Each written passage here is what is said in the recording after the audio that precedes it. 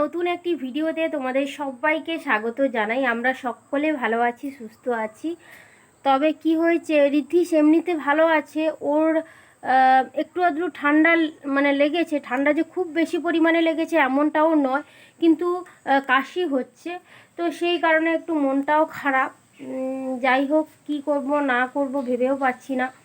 আর ওকে তো কলকাতায় ডাক্তার দেখাই, কিন্তু কলকাতা যেতে আরও 4টে দিন বাকি। তো সেই জন্য ভাবলাম যে 4টে দিন বাকি, ও এতদিন ধরে ভুগবে। ওর সারাদিন এমনিতে ভালো আছে, বা ছোটাছুটি দৌড়াদৌড়ি সব কিছুই করছে, কিন্তু রাতে শুতে যাওয়ার সময় না ও একটু কাশতে থাকে, প্রায় 1 ঘন্টা এরকম নাগাদ, প্রায় 1 ঘন্টা। তো 1 ঘন্টাও কম নয়। তো সেই জন্য একটু মনটাও খারাপ। তো কি করব না করব সেগুলোই সারাদিন মোটামুটি চিন্তা করি। তো ওর বাবার সঙ্গে কথাও বলতে হবে যে কি করব। যাই হোক, আজকের মোবাইলে চার্জ ছিল না বলে সকাল থেকে ভিডিওটা তোমাদের সঙ্গে শেয়ার করতে পারিনি। আর এখন বাজে কিন্তু 9টা। তো 9টা থেকে ভিডিওটা তোমাদের সঙ্গে শুরু করছি। আজ সারাদিন কি করি না করি সবটাই তোমাদের সঙ্গে শেয়ার করব। তোমরা প্লিজ পুরো ভিডিওটার সঙ্গে থাকো। তোমরা তো যারা আমার ব্লগ ভিডিও দেখো তারা জানো যে মাসি শাশুড়ি বাড়িতে এসেছিল। তো আজকের সকালবেলায় কিন্তু উনি বাড়ি চলে গেছে। তো বাড়িতে অনেক কাজকর্ম আছে, তারপরে ওনার শাশুড়ি মাও আছে। তো অনেক করে থাকতে বলছিলাম, কিন্তু আর থাকেনি, বাড়ি চলে গেছে। আর আজকের একটা নেমন্ত্রণও আছে, যাব। তো কিসের নেমন্ত্রণ, কোথায় যাব সবটাই তোমাদের সঙ্গে শেয়ার করবো। আর আমি দেখো স্নান টান সেরে চলে এসেছি পুজো করব বলে। তো পুজোটা আগে করে দিই, তারপরে অন্যান্য কাজ আছে। ঋদ্ধিসের স্কুলে খাবার আনতে যাব, অনেক কিছুই কাজকর্ম আছে। তো চলো তোমরা পুরো ভিডিওটা কন্টিনিউ করো, আশা করি ভিডিওটা তোমাদের খুব খুব ভালো লাগবে। সকালবেলার বাসি কাজ সেরে তো জল এসেছিল 7:30টার সময়। তো জল ধরে স্নান টান সেরে দেখো পুজোর কাজে চলে এসেছি। আর পুজোর কাজ সেরে আমি যাব একটা কাজে আজকে তো নেমন্ত্রণ বাড়ি রয়েছে। তো কোথায় যাব না যাব সবটাই তোমাদের সঙ্গে শেয়ার করব। তো সেখানে যাওয়ার জন্য মিষ্টি আনতে একটু দূরেই যেতে হয়, ওইখানে যাব। আবার ঋদ্ধিসের স্কুলে খাওয়ারও আনতে যাব। তো সেই জন্য দেখো আগে পুজোটা সেরে নিচ্ছি, তারপরে ঋদ্ধিসের খাওয়ার করে ওকে খাইয়ে দিয়ে যাব। অনেকটা সময় আমার বাড়িতে রান্না বান্না না থাকলেও তাও আমার কাজের শেষ থাকে না। যাই হোক, ওর জন্য তো রান্নাবান্না আমাকে করতেই হয়, কারণ নেমন্ত্রণ বাড়িতে গেলে কি হয়, সমস্ত তরকারি তো ঝাল থাকে, তো ও একদমই খেতে পারে না, বাচ্চা মানুষ। তো সেই কারণে আমি কিন্তু ওর খাবার সবসময় বাড়িতে করে খাইয়ে দেয় ওকে কিন্তু নিয়ে যাই। তো দেখো আমি এখন বেরিয়ে যাচ্ছি, ব্যাগটার মধ্যে কিন্তু স্কুলের খাবার আনবো। তো ডিবে নিয়ে নিয়েছি। আর আমি যে যাব মিষ্টি আনতে, একবারে কিন্তু বেরিয়ে যাচ্ছি, খাবারটা নিয়ে ওইখান থেকে কিন্তু মিষ্টি নিয়ে বাড়ি ফিরবো। আরও কিছু টুকটাক কেনাকাটার আছে, সেগুলো বাজার করে বাড়ি ফিরবো। তো আমি বেরোনোর সঙ্গে সঙ্গে ঋদ্ধিসও বেরিয়ে যাচ্ছে। আর আমি যে বেরিয়ে যাই ও খুবই কান্নাকাটি করে, ওকে সামলানো দাওয়া হয়ে পড়ে। ওর ঠাকুমা ওকে নিয়ে অন্য কোথাও গেলে তখন কিন্তু আমি বেরিয়ে যাই, না হলে এতটা কান্না করে না, তোমরা না দেখলে বুঝতে পারবে না।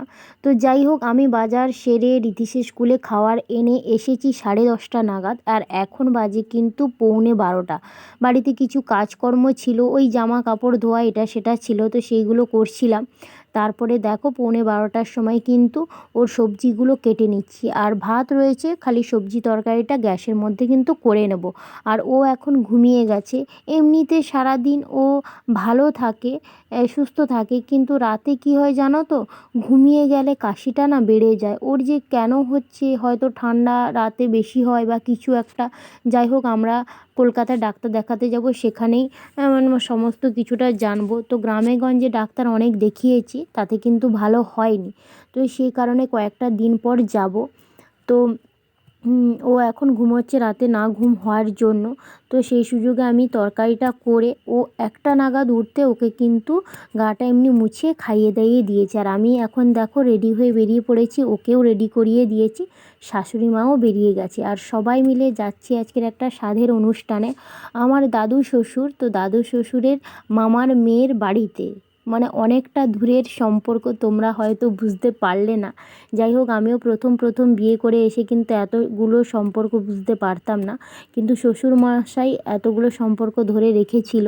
তো সেই কারণে কিন্তু যাতায়াত আছে, আর যেহেতু বাড়ির কাছে তো সেই জন্য। আর এদিকে দেখো ঋদ্ধিস তো বেরিয়ে পড়েছে, আর ও একা একা হেঁটে হেঁটেই যাবে, আমাদের কারুর কোলে উঠছে না, কারুর কথা শুনছে না।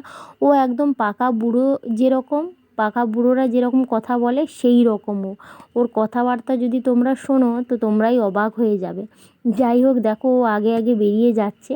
তো আমরা যাব কাকিমার বাড়ির কাছ দিয়ে, মানে তাড়াতাড়ি হবে, আর ও কিন্তু আমাদের গেটের পাশ দিয়ে কিন্তু বেরিয়ে যাচ্ছে। তো দেখো ওকে নিয়ে শাশুড়ি মা এগিয়ে যাচ্ছে আর আমি পেছনে রয়েছি। তো কাকিমারা যাবে না, আমরাই যাচ্ছি। আর বাড়ির কাছে তো সেই জন্য অতটা সাজগোজ নেই, কারণ এটা সাধের অনুষ্ঠান। যাচ্ছি 2টো বাজে। তো খাওয়া দাওয়া করেই চলে আসব, বেশিক্ষণ বসবো না, কারণ ঋদ্ধিসের ওষুধ থাকে, জল খাওয়ানো থাকে, যেটা মানে কারোর বাড়িতে গেলে কিন্তু হয় না। তো দেখো, আর আজকের রোদের তেজ খুবই পরিমাণ, তোমরা সকাল থেকে দেখেই বুঝতে পারছো। মানে খুব ভালো হয়েছে, কয়েকদিন কিন্তু এত রোদ ছিল না, কিন্তু আজকের কিন্তু খুব চড়া রোদ উঠেছে। আর তোমাদের সঙ্গে কথা বলতে বলতে দেখো চলে এসেছি ওদের বাড়িতে। ওদের বাড়িতে এসে আর বেশি ভিডিও বানাইনি, কারণ গ্রামে গঞ্জে তোমরা তো বুঝতেই পারছো অনেক কিছু নিয়ম কানুন মেনে কিন্তু ভিডিও বানাতে হয়, যেহেতু আমরা গ্রামের বউ, সবসময় কিন্তু সব কিছুটা শেয়ার করতে পারি না। তো এই যে হচ্ছে এনাকে দেখছো, তো মানে আমার দাদু শ্বশুরের মামার মেয়ে, মানে অনেকটা দূরেরই সম্পর্ক। আর ঋদ্ধিসকে কিন্তু আজকে টিপ পরায়নি, কারণ ওর স্কিনের প্রবলেম রয়েছে, অ্যালার্জির ধাত বলে ওকে কিন্তু টিপটা পরায়নি।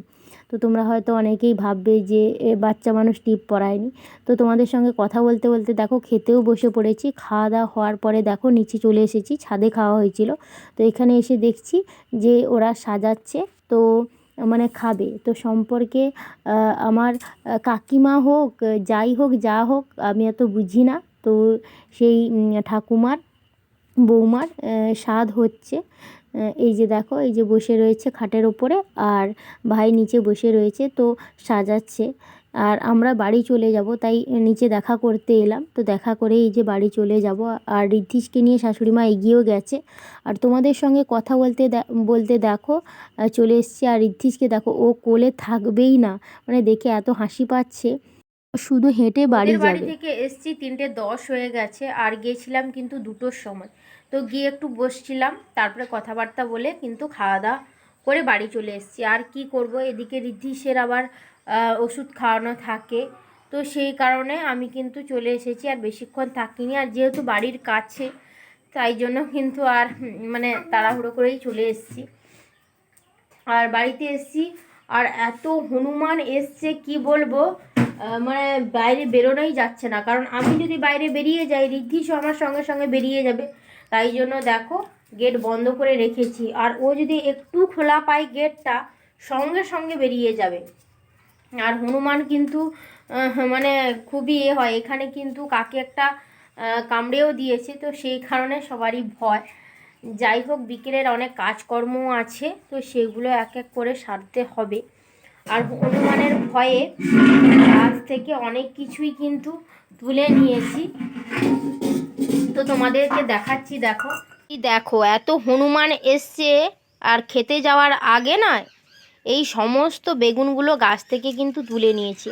আর এইগুলো কিন্তু আরও বড় হতো, এইটা শুধু বড়, এইটা তো কালকে তুলেছিলাম, এইটা বড়, বাদ বাকিগুলো দেখো সবই ছোট ছোট। এই যে দেখো এগুলো কিন্তু হতো, এগুলো একদম নরম, কিন্তু হনুমান এসছে মানে ও সব খেয়ে চলে যাবে।